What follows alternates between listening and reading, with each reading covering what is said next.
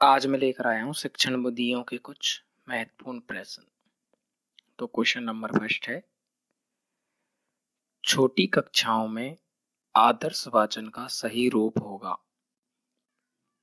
Option A, संपूर्ण पाठ का एक ही समय में वाचन। ऑप्शन बी, पाठ को कुछ सोपानों में बांटकर। ऑप्शन सी, पाठ के पहले अंश का ही वाचन।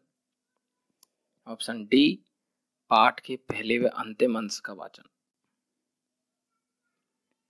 तो इसका सही उत्तर होगा ऑप्शन बी, पाठ को कुछ सोपानों में बांटकर। अगला प्रश्न है, तुलनात्मकता का ज्ञान किस उद्देश्य की पूर्ति करता है। ऑप्शन ए, ज्ञान। ऑप्शन बी, अवबोध। ऑप्शन सी, ज्ञानोपयोग। ऑप्शन डी, कौशल। इसका सही उत्तर होगा ऑप्शन बी, अवबोध। ब्लूम टैक्सोनॉमी के अनुसार अवबोध के अंतर्गत ही तुलना आती है। क्वेश्चन नंबर 3, शिक्षण विधि के चयन में किसकी भूमिका सर्वोपरि होती है। ऑप्शन ए, शिक्षक की मर्जी। ऑप्शन बी, शिक्षण उद्देश्य। ऑप्शन सी, पाठ्य पुस्तक। ऑप्शन डी, विद्यालय की।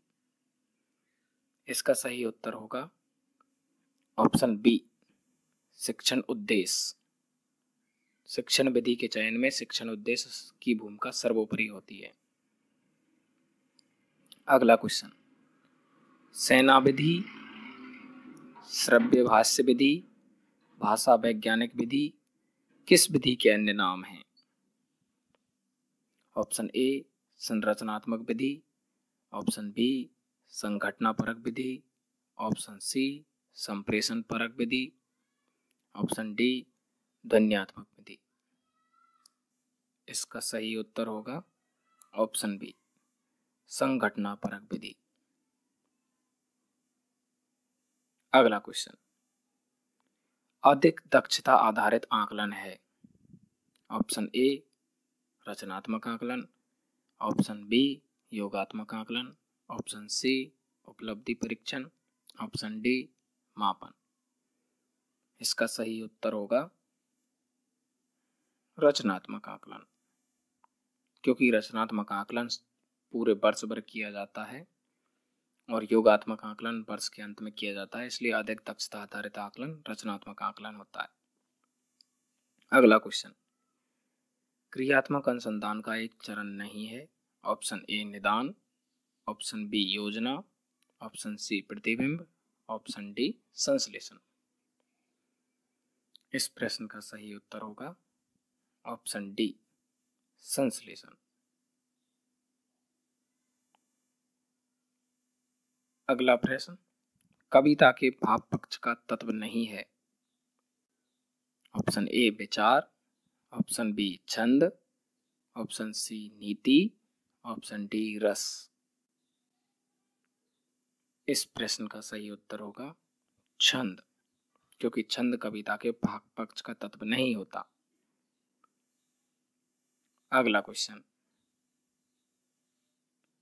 मोंटेसरी विधि में किस अधिगम सामग्री का महत्वपूर्ण स्थान है। ऑप्शन ए, मानचित्र। ऑप्शन बी, चित्र। Option C, model. Option D, शामपट।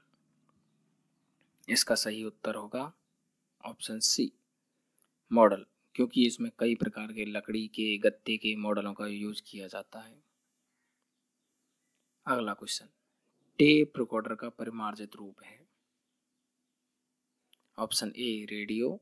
Option B, CD player. Option C, gramophone. Option D, इनमें से कोई नहीं। इसका सही उत्तर होगा सीडी प्लेयर, क्योंकि रेडियो का परिमार्जित रूप होता है टेप रिकॉर्डर और टेप रिकॉर्डर का परिमार्जित रूप सीडी प्लेयर होता है। अगला क्वेश्चन, एक रचनात्मक शिक्षार्थी को संदर्भित करता है। परीक्षणों में लगातार अच्छे अंक प्राप्त करने में सक्षम, पार्श्व सोच व समस्या समाधान में अच्छा, ड्राइंग व पेंटिंग में बहुत प्रतिभाशाली और बहुत बुद्धिमान। इसका सही उत्तर होगा ऑप्शन बी, पार्श्व सोच व समस्या समाधान में अच्छा। अगला क्वेश्चन, निम्नलिखित में से कौन सा मूल्यांकन के उद्देश्यों के अंतर्गत नहीं आता है? निदान, ऑप्शन बी पूर्वानुमान, ऑप्शन सी चयन, ऑप्शन डी आवेदन।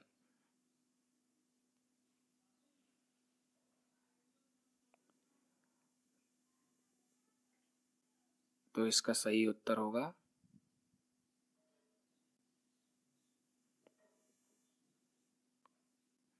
आवेदन। अगला प्रश्न है, किस विधि में बालक स्वयं संशोधन करके सीखता है? ऑप्शन ए मोंटेसरी विधि, ऑप्शन बी पेस्टोलॉजी विधि, ऑप्शन सी जैक्टॉट विधि, ऑप्शन डी बेतेर की विधि। इस प्रश्न का सही उत्तर होगा जैक्टॉट विधि। अगला क्वेश्चन, प्रत्यक्ष विधि की कमियों को दूर करने के लिए किस विधि का प्रयोग किया जाता है? ऑप्शन ए व्याकरण अनुवाद विधि, ऑप्शन बी संप्रेषण परक विधि, ऑप्शन सी निर्दिष्ट कार्य विधि, ऑप्शन डी इनमें से कोई नहीं। इस प्रश्न का सही उत्तर होगा संप्रेषण परक विधि, क्योंकि व्याकरण अनुवाद विधि की कमियों को दूर करने में प्रत्यक्ष विधि काम आती है और प्रत्यक्ष विधि की कमियों को दूर करने में संप्रेषण परक विधि। अगला प्रश्न, प्रत्यक्ष विधि में किस कौशल का विकास होता है? ऑप्शन ए सुनना और पढ़ना, ऑप्शन बी लिखना और पढ़ना, ऑप्शन सी सुनना और बोलना, डी इनमें से कोई नहीं।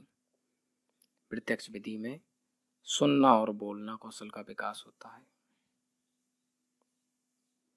अगला प्रश्न, मौखिक वार्तालाप विधि किस विधि का अन्य नाम है? ऑप्शन ए व्याकरण अनुवाद विधि, ऑप्शन बी प्रत्यक्ष विधि, ऑप्शन सी ध्वन्यात्मक विधि, ऑप्शन डी संघटना परक विधि।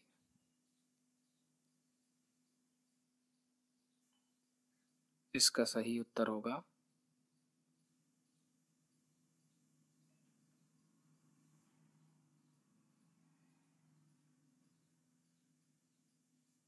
प्रत्यक्ष विधि।